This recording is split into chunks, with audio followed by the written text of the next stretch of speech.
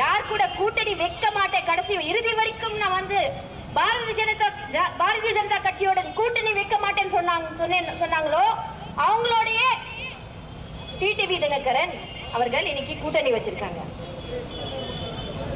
அவரே சொல்லியிருக்காரு, நோட்டா கட்சி, பாரதிய ஜனதா கட்சி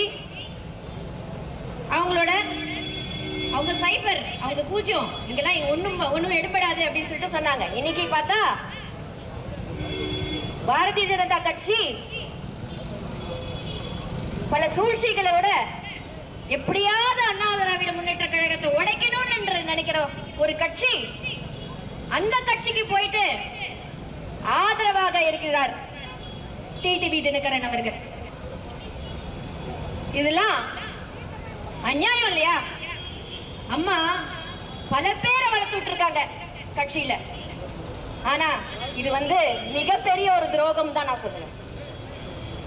எந்த ஒரு வாரிசு அரசியல் இருக்கக்கூடாதுன்னு ஒரே காரணத்துக்காக தான் அவங்களை வந்து ஒதுக்கி வச்சாங்க. கடைசி வரைக்கும் யார் இவங்க அடுத்த என்னோட வாரிசு அப்படின்னு சொன்னதில்லை. ஆனா ஒண்ணு மட்டும் ஞாபகம் வச்சுக்கோங்க, இங்க இருக்கிற நீங்க எல்லாரும், நானும் உட்பட இங்க எல்லாரும் இருக்காங்க, ஐயா எடப்பாடியார் உட்பட நம்ம எல்லாரும் புரட்சி தலைவர் ஐயா எம்ஜிஆர் அவர்களோட, புரட்சி தலைவி அம்மாவோட வாரிசு தான் நான் சொல்லுவேன். நம்ம அனைவரும் அவங்களோட வாரிசு தான். அந்த வகையில இவர்தான் அடுத்தது என் வாரிசுன்னு காமிக்காம இவரும் பல சூழ்ச்சிகள் செஞ்ச ஒரே காரணத்துக்காக தான் அம்மா வந்து இவங்க இருக்கக்கூடாதுன்னு சொல்லிட்டு அமிச்சாங்க டிடிவி தினகரன் அவர்களை. இன்னைக்கு பார்த்தாச்சுன்னா அவர் ஒரு புதிய கட்சி ஆரம்பிச்சுட்டு நான் தான் அம்மாவோட வாரிசுன்ற மாதிரி பேசிட்டு இருக்காரு. அதெல்லாம் ஒண்ணும் கிடையாது. அம்மாவோட வாரிசா இருந்தா பாரதிய ஜனதா கட்சியோட போய் கூட்டணி சேர்ந்திருப்பாங்களா? அப்பவே அம்மா வந்து பாராளுமன்றத்துக்காக போய் தமிழ்நாட்டுக்காக குரல் கொடுத்து நிறைய விஷயங்கள் கொண்டு வந்திருக்காங்க. அப்பேற்பட்ட அம்மாவை துரோகம் செஞ்சு ஒரு புது கட்சி ஆரம்பிச்சு, அதாவது நம்மள சூழ்ச்சி செஞ்சு உடைக்கணும் நினைக்கிற ஒரு கட்சியோட போய் சேர்ந்துட்டு இன்னைக்கு வந்து விளையாண்டுட்டு இருக்காரு. இதெல்லாம் நினைச்சு நிக்காது அப்படின்றது நான் சொல்றேன். தமிழ்நாடு மக்கள் அம்மாவோட உழைப்பும், எம்ஜிஆர் ஐயாவோட உழைப்பும், ஐயா எடப்பாடியாரோட உழைப்பும் மறக்க மாட்டாங்க என்று சொல்லுவேன்.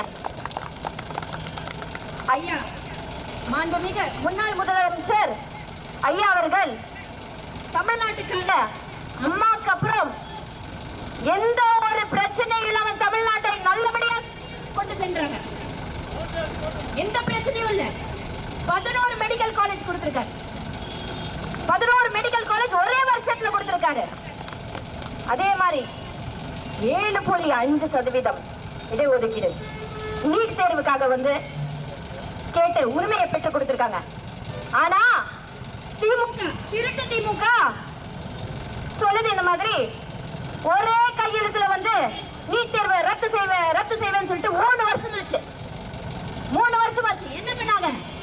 எல்லாம் போய் வாக்குறுதி. அதாவது பாஜக வந்து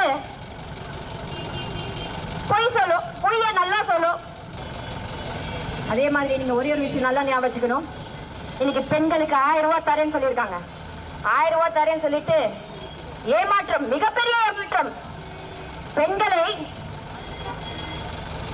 ஏன்னா 1000 ரூபாய்ன்றது அவங்களோட உரிமை தொகை தான், இல்லைன்னு நான் சொல்லல. அதுவும் கிடைக்காம போயிடும்.